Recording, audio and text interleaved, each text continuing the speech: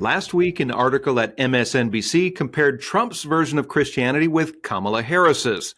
The article goes on to say that the 2024 presidential race juxtaposes two very different versions of Christianity.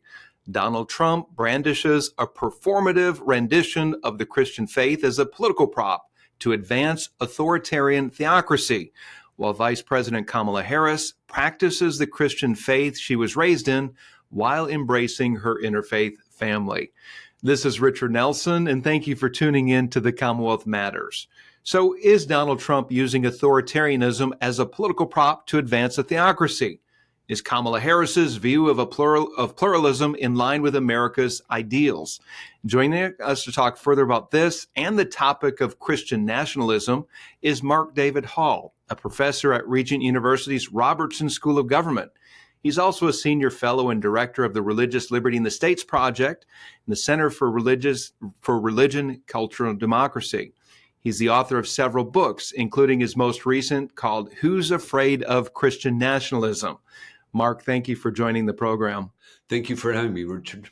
So I thought that would be a good way to cue up the program by that article in MSNBC. And I want to press in a little further to the Democratic National Convention, which just wrapped up recently, and their Interfaith Council hosted a panel discussion on the topic of Christian nationalism. They had two congressmen who were there and a couple of journalists, Congressman Emanuel Cleaver of Missouri and Congressman Jamie Raskin of Maryland. I want to share with you a couple of comments that they had shared on the panel, and then get your feedback. This is what Emanuel Cleaver said. Please remember that the founding fathers were not Christian. Washington was a deist, not a Christian. Thomas Paine, who was central to our whole founding, didn't even believe in God, period. He also went on to say that there's nothing about God in the Constitution. Zero. It's a contradiction. Is this accurate? This understanding of our founding fathers and their relationship to Christianity? It's almost completely inaccurate. So a couple books ago, I wrote a book entitled, Did America Have a Christian Founding?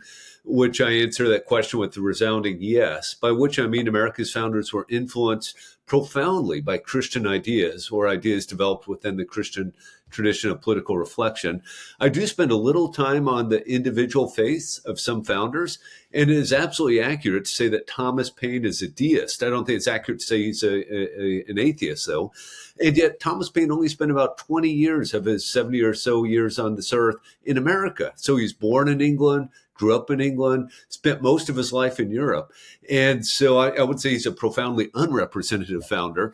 If we turn our eyes from a Thomas Paine and a Ben Franklin, Thomas Jefferson, none of whom were Orthodox Christians, to the broader constellation of founders, there's very little reason to believe any of them were atheists and that more than a handful of them were deists in any meaningful sense of the word. Yeah, that's good. Thank you for clarifying that. I knew that you have written on this, you've spoken on it, and I wanted to bring some clarity. And yet this falsehood, if you will, or this inaccurate understanding of our history is constantly put forward. Perhaps this is just a lack of good teaching and a lack of good scholarship when it comes to the beliefs of our founding fathers. Mark, I want to bring up another comment that I was alarmed to see. This is by a journalist by the name of Catherine Stewart, and she was commenting on religious freedom here in the United States today. She said, Americans like to believe that we have religious freedom, but when you say that, we are kidding ourselves. You say that there's some degree of formal religious freedom in America, but on the ground, some groups have privilege and other groups have to sit in the back room. So how does a statement like that grab you? That she's asserting that we don't have religious freedom, and then maybe formal religious freedom is something that is out there, but there's some groups that have privilege and other groups have to sit in the back of the room. And her implication was that Christians and those in the Christian community have privilege. So Catherine Stewart is an activist journalist. So is Andrew Seidel, not a journalist, but an activist. And these folks routinely say things like this, that the Supreme Court is privileging Christianity above the other religions. One of the things I do in my recent book, Who's Afraid of Christian Nationalism, is I go through a ream of recent U.S. Supreme Court cases where the justices rule in favor of Muslims, an Islamic woman to wear the hijab, an Islamic man's right to wear a beard in prison, Islamic men's right under the Religious Freedom Restoration Act to sue the national government for damages. It's just utterly and completely false. In fact, Luke Goodrich did a great study where he shows that religious minorities are far more likely to be protected by the Religious Freedom Restoration Act than are Christians. And that kind of makes sense, right? Because there is a sense in which inadvertently, I think sometimes minority religions are discriminated against. So the Arkansas case I mentioned involving the prisoner, the Arkansas Criminal Justice Division or whatever, basically said all prisoners must be clean shaven. It's a little bit more complicated than that. Well, for most Christians, this isn't a problem, right? But for Muslims, Muslim men are told that they must have facial hair. And so that general neutrally applicable law inadvertently impacts Islamic men in their ability to live out their faith. So very fortunately, the U.S. Supreme Court stepped in and say, no, Arkansas, you can't do this. You must permit Islamic prisoners to grow facial hair if required by the dictates of conscience. Yeah, very good. Another journalist on this panel, and I'm going to butcher this name, Coyote Joshi Y. Joshi said this: "We see how Christianity is embedded in our legal and social infrastructure. What we see throughout U.S. history is that Protestant Christianity is present in our immigration laws, how SCOTUS justices have made their decisions." And then he goes on, because we are not taught to see those, we do not understand the impact of this on today. This is Christian privilege. Another way to think about privilege is advantage. Christianity has been advantaged from the get-go all throughout. And we've got to start realizing that. We've got to make that which has been invisible visible. So again, he's drilling down on this idea that there is some kind of Christian privilege in our laws and in our society. Respond to that, if you would, Mark. So I think there's a very important sense in which this is the case. So in the late 18th century, 98% of Americans of European descent are Protestants. The other 2% are Roman Catholic. And there's about 2,000 Jews in 4 or 5 American cities. And so lo and behold, there's an assumption that the nation will kind of run on the Christian calendar. So for instance, the pocket veto occurs 10 days after Congress passes a law, Sundays exempted. So there's an assumption that Congress will not be doing business on the Sabbath. You think about the school calendar. No school district of which I'm aware holds school on Sunday. And even though we call it winter break nowadays, winter break conveniently falls over the Christmas season so that Christians are able to celebrate the holiday of Christmas. One of the projects I direct is a Religious Liberty in the States project. And one of the laws we look at is whether or not states require school districts to give students excused absences for religious holidays.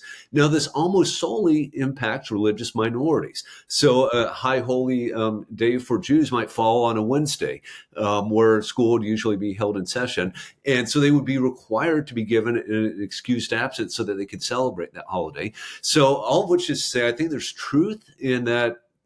Fundamentally, there is a degree of privilege that Christians are granted. And yet I'm firmly in favor of protecting religious minorities whenever possible, even going way out of our way to protect them, as in the case with these excused absences for religious holidays, which almost solely benefit non-Christians. Yeah, that's good. Mark, let's go to your book. Your recent book is called Who's Afraid of Christian Nationalism? Why Christian Nationalism is Not an Existential Threat to America or the Church. You mentioned in your book that beginning in about 2006, there were a good number of left-leaning academics who began using the term Christian nationalism. They warned of the dire threats. They came out churning out books, even though you didn't see Christian leaders using this term or Christians identifying with this idea. Why is that? Did something happen in 2006 around that time that led the political left to respond to this? Yes, I'm not sure there's anything exactly in 2006. And what you have is a ream of books in the 80s, 90s, and the early aughts decrying the rise of theocracy, the religious right, the moral majority. And the main thing that happened in 2006 is that these terms were then replaced by Christian nationalism. So beginning in 2006, you have a stream of books, oftentimes by journalists or activists like Catherine Stewart, Andrew Seidel, but certainly by academics as well, Andrew Whitehead, Samuel Perry, basically warning of this dire threat to the United States of America. These Christian theocrats are bent on taking America over for Christ and quite literally persecuting everyone except for white Christian males. So all females, all racial minorities, all religious minorities are virtually going to be imprisoned under this threat. And that would be incredibly scary if it was the case. I say this as a white Christian male. I would hate to live in that sort of universe. But of course, as you and I know, there's nothing like that. There's just no sizable movement whatsoever that desires simply and solely to privilege white Christian males above all others. Hi, Richard Nelson here. There's got to be a better way to engage politics. That's why I wrote a new book focusing on how Christians can lead the way. It's called Christianity and Politics, a memoir of spiritual formation and field guide for Christians in the public arena. This is a refreshing perspective on how believers can engage the political realm, and it's available for pre-order on Amazon today. So please check it out. I think you're going to find it helpful. If you're just joining us, you are tuned in to The Commonwealth Matters. I'm your host, Richard Nelson, here with Mark David Hall, professor of government at Regent University, and we're talking about the topic of Christian nationalism. Mark, it wasn't until the year 2022, that's just 2 years ago, that really the first public significant personality, if you will, identified as a Christian nationalist, and that's Marjorie Taylor Greene. And so we had this scholarship, as we were just talking about, that goes back to 2006, and then all of a sudden you have a prominent congresswoman who receives a lot of national attention, but she came out just 2 years ago and identified as a Christian nationalist. Why did she do that, and how does this reframe the debate? Because she's known as a very conservative, maybe provocative. That might be a good term. But why did she do that, and how does that, because of her personality, does that change this debate and maybe add fuel to the fire or support their arguments that, hey, we should be concerned about Christian nationalists? Certainly the critics think so. So I want to highlight one of the things you said, but we really should emphasize this. Prior to 2022, almost literally no elected official, no academic, no Christian leader was saying, I am a Christian nationalist. Christian nationalism is a good thing. So Marjorie Taylor Greene is the first elected member of Congress to say, I'm a Christian nationalist. To date, I believe exactly two members of Congress have identified as Christian nationalists. In 2022 as well, you have people like Al Mohler and Doug Wilson come out and say, well, we could salvage the term Christian nationalists, but they weren't embracing it. They weren't utilizing it on their own. I think this is entirely imprudent. And I've said this to a number of these, especially the academic types, to their face. Why would you possibly embrace this label that has only been used as a slur for over a decade? Now, what they all want to do is redefine it. They want to say, well, we don't mean anything sexist or racist or homophobic or militarist by it. We simply mean X, Y, and Z. And I take them at their word. I don't think they're racist, sexist, homophobic, and so forth, but it's just entirely imprudent. So again, it bears emphasizing that almost no Christian leader in the United States of America is out there advocating for Christian nationalism or anything like it. Mark, I've had a chance to read half of your book, and I'll be very frank and transparent. I wanted to read all of it. I had some other things going on, but what I've read halfway through is very good. Your analysis is fair.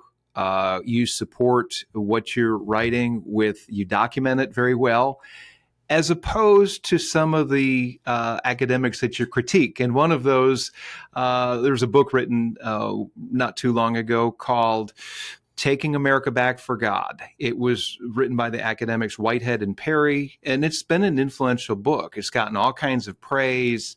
It's been referenced in other books that are criticizing or pushing against the idea of Christian nationalism. So they say in their book, Taking America Back for God, their definition of Christian nationalism is that it is an ideology that idealizes and advocates fusion of American civic life with a particular type of Christian identity and culture. Is that a fair definition of Christian nationalism? Yeah, that's a fair definition, but it's only the beginning of their definition because they go on to make it crystal clear that Christian nationalism is a toxic blend of racism and sexism and militarism and homophobism. And then they go on to claim that 51.9% of Americans fully or partially embrace this toxic stew. And so this is, I think, just ridiculous. If you read through their study, what they do is they base it on a Baylor survey where people are asked to respond to questions. And the questions go something like this. I'll read some of them. The federal government should advocate Christian values. Now, when I hear that, I think, yeah, Christian values, peace, justice, equality. Absolutely, the federal government should advocate those sorts of things. And so I would be a strong yes on that. The federal government should allow religious displays in public places. Well, when I hear that, I think immediately of the Bladensburg Cross, that World War I era cross in Maryland that the U.S. Supreme Court found to be constitutional by a 7-2 vote, including Breyer and Kagan.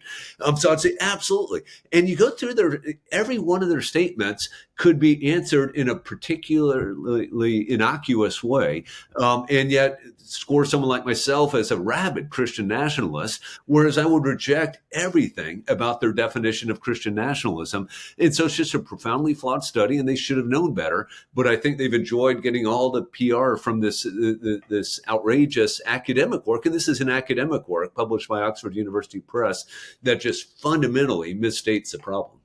Mark, I'm going to go to what is driving this. But before that, I want to go to what you're saying, and you touched on it. It's about how they conflate Christian nationalism with a parade of horribles like white supremacy, patriarchy, xenophobia, heteronormativity, authoritarianism, militarism, rejection of science, Islamophobia, and cultural dominance. How do they get from what I just started out as their definition, which I think is pretty fair, where they, again, I'll go back to that. They believe it's an ideology that idealizes and advocates fusion of American civic life with a particular type of Christian identity and culture. I can agree with that as a definition, but then they begin to conflate all of these horrible things with Christian nationalism. Which you and I think would agree almost to the point there that this is not Christianity. This is not what Orthodox Christians believe today. But here's where I want to pivot to. Why are they doing this? What's at the heart of this? Any ideas? You know, that's an excellent question. And let me be crystal clear. As I know you know, there are horrible racists in America today, the sort of people who showed up at the Unite the Right rally in Charlottesville, Virginia in 2017.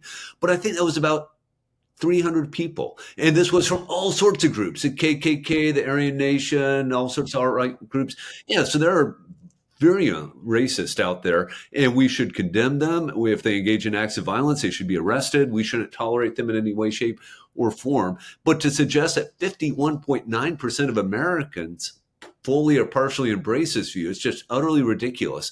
So what's driving these people? I think a number of them are activists. I have a book, a chapter in my book called The Polemical Critics, people like Catherine Stewart and Andrew Seidel, who are just clearly activists that are aimed at, I think there's a clear agenda of shaming Christians to suggest we shouldn't bring our faith into the public square. People like Whitehead and Perry are academics, and I think they probably are making a good faith effort to address a problem, to measure a problem that they think is out there. And yet, even in this Oxford University Press book, they let their implicit biases out. For instance, they say that the only reason one is pro-life is because one wants to control women's bodies. That's it. Now, this leaves aside the well-known fact that women are just as likely to be pro-life as men. So what are these women? What is my wife wanting to do? Control other women's bodies? Not at all. She believes that an unborn child is a child and should be protected as a matter of law. They say in this Oxford University Press book that these Christian nationalists believe that religious liberty means more than the freedom to worship. But religious liberty has always meant more than the freedom to worship. The First Amendment begins, Congress shall make no law respecting the establishment of religion or prohibiting the free exercise thereof. We have a constitutional right to act upon our religious convictions. And this includes doing things outside of a church, a mosque, or a synagogue, sharing our faith in the public square, wearing a hijab, wearing a yarmulke. It absolutely involves more than the freedom to worship. Obviously, what they have in mind is someone like a Jack Phillips, a cake baker who can't participate in a same-sex wedding ceremony. And that is a part of religious liberty, but it certainly goes well beyond simply being a bigot. So, yeah, I think what we have with the academics are implicit biases, whereas with people like Andrew Seidel, you have pretty explicit biases. I appreciate that clarification. You had mentioned that in their book, they contend that 52% of Americans are fully or partially supportive of Christian nationalism. And you question if that number is accurate. And you write about this. So scholars are supposed to do good scholarship. If you have a survey and come to a certain conclusion, it should be supported by the facts. I mean, you're suggesting that really they came to the faulty conclusions, as you had mentioned just a few minutes ago. What is a more accurate number, if you will, of how many people could reasonably be called Christian nationalists? So fortunately, and this is the way scholarship is supposed to work, since their book came out, a number of other scholars without any clear agenda have questioned their findings. There have been other surveys that have come out with, I think, far more reasonable understandings of Christian nationalism. And I get to this in one of my latter chapters. So I contend that Christian nationalism is a thing. It basically involves wanting to privilege Christianity above other religions, so that Christian nationalists would like Congress to formally declare America to be a Christian country. Christian nationalists believe that America was founded as a Christian nation. Christian nationalists would like public school teachers to lead children in explicitly Christian prayers. So about 20% of Americans embrace these sorts of views. Let me note that this has nothing to do with racism or sexism or homophobism or militarism, but it definitely involves privileging Christianity above other religions. And I give a number of reasons, biblical, theological, prudential, and constitutional reasons why we should reject even this benign form of Christian nationalism. So I want to make it crystal clear, I'm not in favor of Christian nationalism of any stripe, but I think the actual Christian nationalism that exists in America is far from an existential threat to America's constitutional democracy or to the Christian church, which is one of the things that the critics say. The Christian church in America is on the verge of collapse because of Christian nationalism, and that's just ridiculous.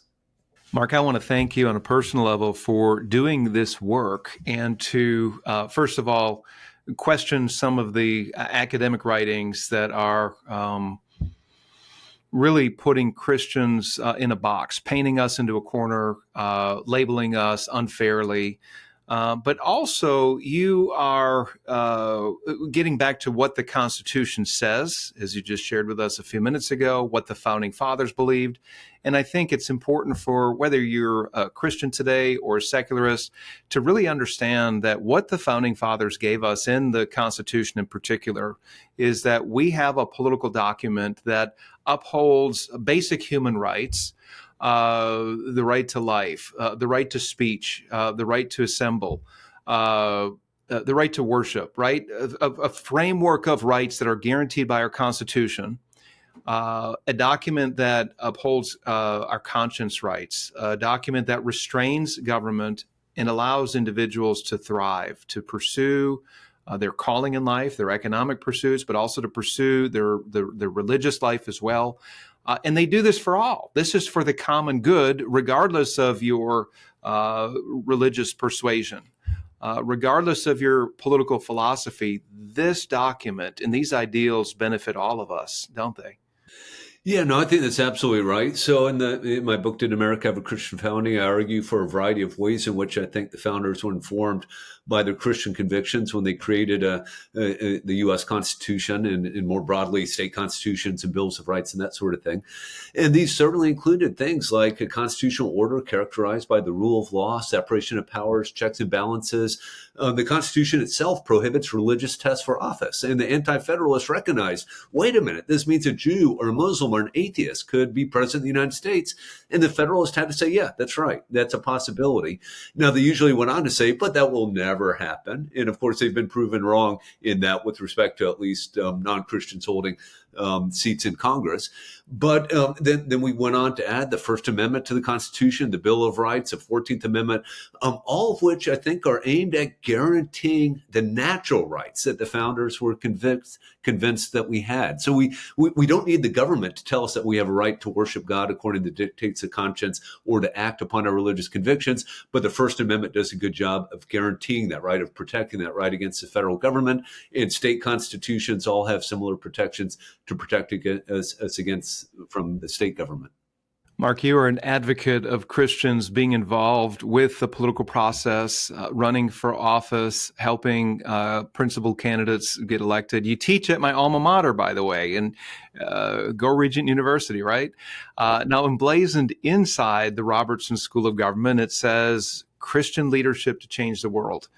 That's alarming to some people, some of the authors that we're talking about. And here's my question.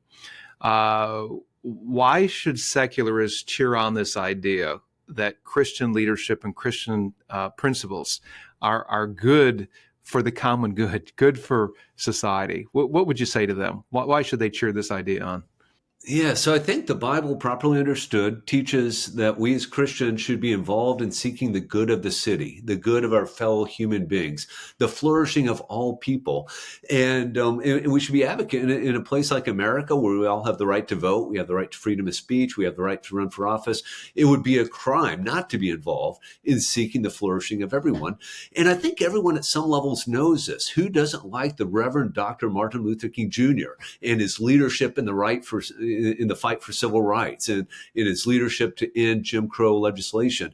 Everyone will look at that and say that's a good thing. And even the critics of Christian nationalism will say, yeah, the Reverend Dr. Martin Luther King Jr., that was good Christian political involvement. What we don't like is Christians involved in the public square attempting to restrict abortion or something like that. In other words, seeking ends to which they disagree. But I think as Christians, we can recognize, and it's pretty obvious, that unborn children are made in the imago Dei, the image of God, and should be protected as a matter of law. And so in seeking to protect unborn children, we are seeking the flourishing of all humans and not just attempting to privilege Christianity above other religions. And of course, you have all sorts of people in the pro-life camp that are Christian, that are Muslim, that are Hindu, that are Jewish, that are atheists, because they can recognize this reality, even if they don't accept Christianity at all, is basic science and basic morality, right? You don't kill an innocent human being. It's really not that difficult of a position to arrive at. Have you ever wondered why America is the most prosperous nation in history? We've certainly been blessed, but we take the conditions for prosperity for granted. That's why CPC is hosting the Toward a Better Bluegrass Conference. We've invited some of the top thinkers and leaders to speak about the sources of our economic strength. Biblical principles, America's founding framework, and individual capacity are a few issues that we'll be addressing. So please join us on October the 18th in Lexington. And for more information, go to our website, commonwealthpolicycenter.org. And we look forward to seeing you there. Mark, the sanctity of human life is one of those issues of difference. It's a worldview difference, but there are other issues as well. I think of human sexual ethics, for example. A lot of the social issues that become hot button issues, and we're seeing, instead of opponents coming to this from the perspective that thinking the best of their opponents, they're willing, and I'm thinking the political left, as they view how the political right thinks of the sanctity of life and conscience and sexual ethics, instead of thinking the best or affording some latitude to have a different belief, they are quick to label and quick to paint these conservatives in a corner to try to eliminate them from the debate, if you will, painting them as extremists, saying that they really have the worst in mind for women who are in crisis pregnancies or those who identify as LGBT. You say in your book that there would be negative effects if Christians did not engage the culture, that if they didn't bring a Christian view to the culture. What would that look like if Christians were silent? And there are some, look, it's a divisive political age. There are many Christians who would rather sit on the sideline. They're looking for an excuse to not engage. What would the public arena look like? What would our political representation look like in Congress if Christians weren't there to bring Christian principles to the table? So the book before this one was entitled Proclaim Liberty Throughout All the Land.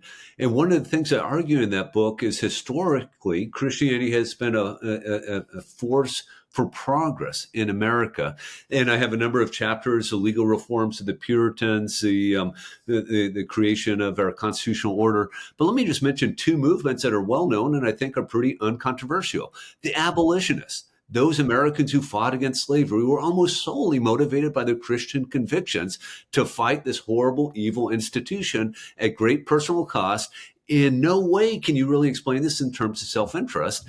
And then more recently, the civil rights movement of the 20th century, right? Christian leaders fighting Jim Crow legislation, black and white and all sorts of other races combining to end this great evil. I would throw in, this is a bit more controversial, but the pro-life movement. Again, Christians and others fighting to protect the sanctity of human life. These are good things. And if Christians had been silent, we could conceivably still have chattel slavery to this day, or certainly Jim Crow legislation, and abortion could be even more widespread than it is already. So yeah, Christian voices are absolutely necessary to engage in our political process. And of course, Christians should be involved in all sorts of things, alleviating suffering. If there are hungry people in our town, we should do something about it. Now, this might not involve government action. It might involve having a soup kitchen, a food pantry, or this sort of thing. But Christians should be motivated by their faith to address suffering like that. And maybe it involves some government action, maybe not, but there's no excuse for inaction. Yeah, very good. Going back to what some of the academics are charging after the J6 Capitol riots, many blamed Christian nationalists for the attack. Mark, is there any evidence to support those claims? There is virtually no evidence to support this claim. If you scroll through the footage of the January 6th attack on the Capitol, which must be unequivocally condemned, I want to be crystal clear about that, what you will see is a sea of American flags, a sea of MAGA hats, a sea of Trump flags, and an occasional Christian image. There was, I believe, one Christian flag, the sort of flag you might see in a Southern Baptist church in the American South. There was one Christian flag among the rioters. There were two Confederate flags. So there were twice as many Confederate flags as Christian flags. There was a picture of a crazy goth-looking guy holding the Bible in front of the rioters. This crazy Viking guy said a prayer in the Capitol Rotunda. Yeah, so there's some Christian images and language involved, but basically it just seems to be a bunch of Trump lovers who believe that the election was stolen, who are acting very, very inappropriately, and they are properly arrested and tried and that sort of thing. But to attribute it simply and solely to Christian nationalism, as so many news accounts did, as so many academics like Samuel Perry did, is just utterly ridiculous, and the evidence doesn't bear that out. You write in your book that you were approached by a journalist who wanted to interview you and came with that assumption that there were Christian nationalists here that were promoting this and involved with this attack, and you pushed back on it. And yet they went ahead and did this story and didn't change their mind after you challenged them with some of their assumptions.